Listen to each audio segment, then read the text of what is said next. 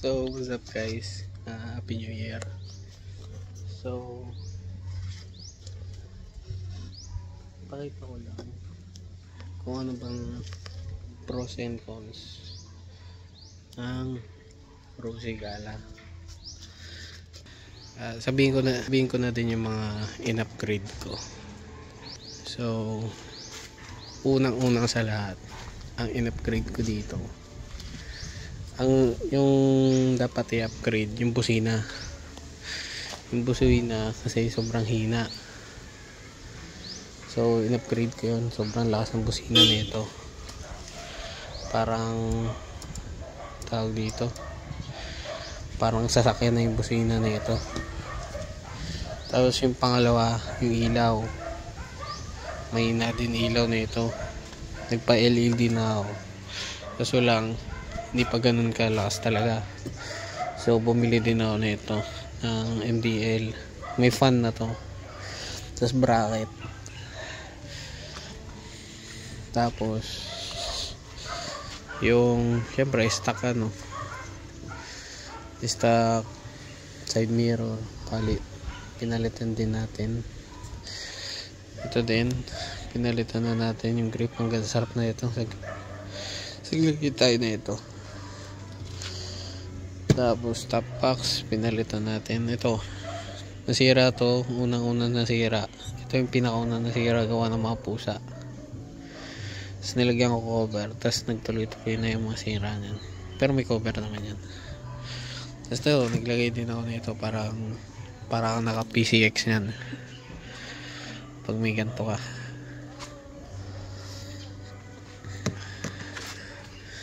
Tapos ito, cellphone holder. Nag-upgrade din ako cellphone holder kasi naka Z Fold 4 ako ng cellphone. Kailangan ko yung yung may ganito, kasi kapag normal lang na phone holder yung dinala ko, hindi kasi yung Z Fold, Samsung Z Fold 4 ko, kaya kailangan na ito. Ito may lalagyan na din siya ng GoPro. Ano pa ba? Upgrade tayo CVT. Pangit suspension na ito. Pangit suspension, matagtag talaga. Tagtag talaga. Ano pa ba? After 2 years nagpalit tayo ng brake pads. Yun yung pinambagyo ko. Tapos nagpalit din tayo ng gulong after 2 years. Ano pa ba yung upgrade ko? Ay, nga pala, ito issue yung after 2 years after 3 years na pala to, after 3 years nasira to. Hindi pa naman itong kalawang ng binili ko, nangalawang lang siya binibilid ko sa araw. Yun, eto nasira to, pengkong na to nung nabili ko Tapos may doon sa Mandaluyong napadaan ako sa lubak. Naka naman na to, tawag dito, naka tubeless naman na yon, kaso lang narurot ko stoplight, tapos may pala, may lubak, sira.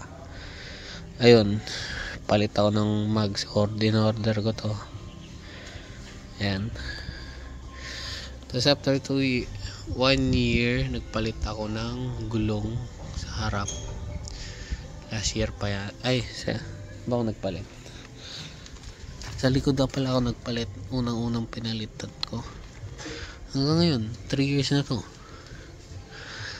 Quick tire to quick tire. Tapos last June, July ata or August, ito harap, quick tire din yan. Mga 5 buwan pinalo long ride. Tibay ng quick tire.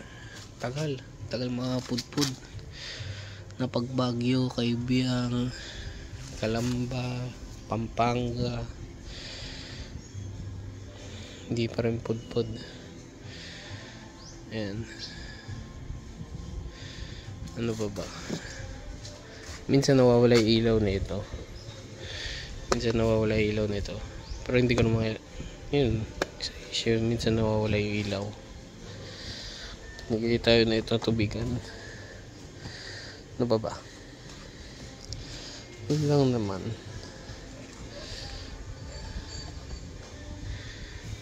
Side mirror.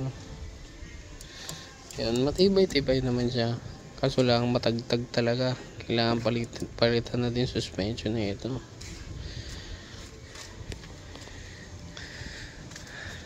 Yun na. Yan, palit CVT. Palit CVT, D-type carb. 5 kilometers lang din yung nadagdag dun sa dati tao sa gas na ito 10 to 15 nata, yun 15 to 20 kilometers. Yun lang naman. Kung everyday pang commute lang din, pwede na yung Rusi Gala. Pero kung may budget ka naman, siyempre consider mo na yung iba. Pero kung budget meal lang din talaga, tapos dapat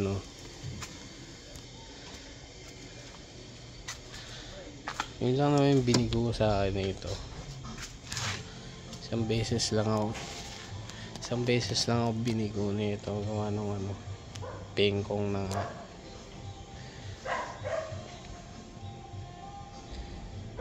sa long ride. Wala naman ako making issue sa kahit anong long ride. Yun lang. Siya 4 liters, kaya dapat may dalang baon na extra gas para sigurado na hindi ka titirik. Kasi 4 liters lang siya.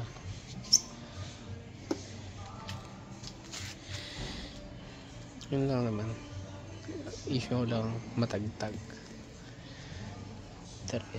The rest okay na. Kasi upgraded na yung CVT sa D-type carb. Tapos maliit lang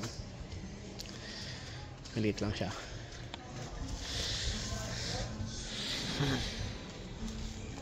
Maliit lang talaga siya kasi Mio lang naman to eh.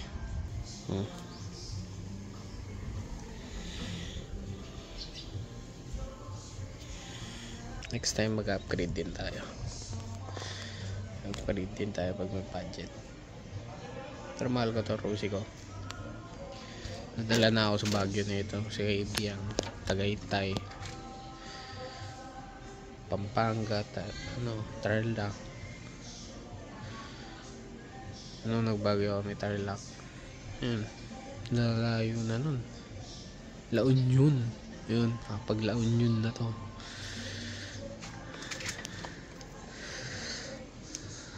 Tibay na ito.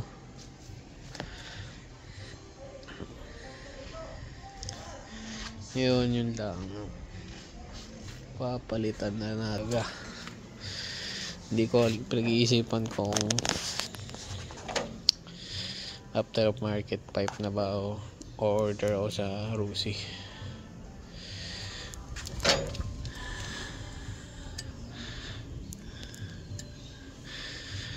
Kasi yun nga sabi nila, yung aftermarket pwede naman daw yung magagaling, sabi ni ni Bosita. Pero alanganin pa rin siguro, depende. Yun lang naman. Naman to, commuter friendly. Kaysa mag-commute ka pa, ma-hold up ka pa. Ako muntik na talaga ako ma-hold up. Hindi lang talaga ako magmotoro. Doon pa talaga. Ayun. The rest okay naman to. Cover lang to. Cover lang naman ang problema na ito. Ayan, kabit natin yung cover. Wait lang, para pauwi.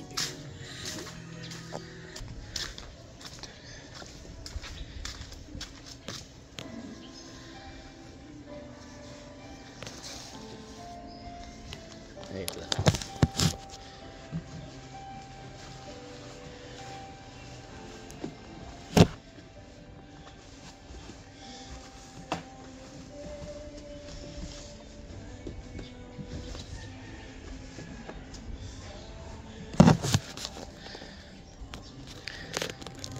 Yan yung tsura niya pag may cover.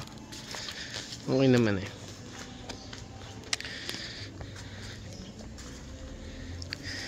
Kaya ito yung binili ko kasi kinakalmot ng pusa kahit palitan ko ng leather seat. Diba? Pag pinalitan ko ng leather seat, kakalmot-kalmutin lang din. Eh okay na to. Lalaban ko lang kapag may mga ano ng pusa.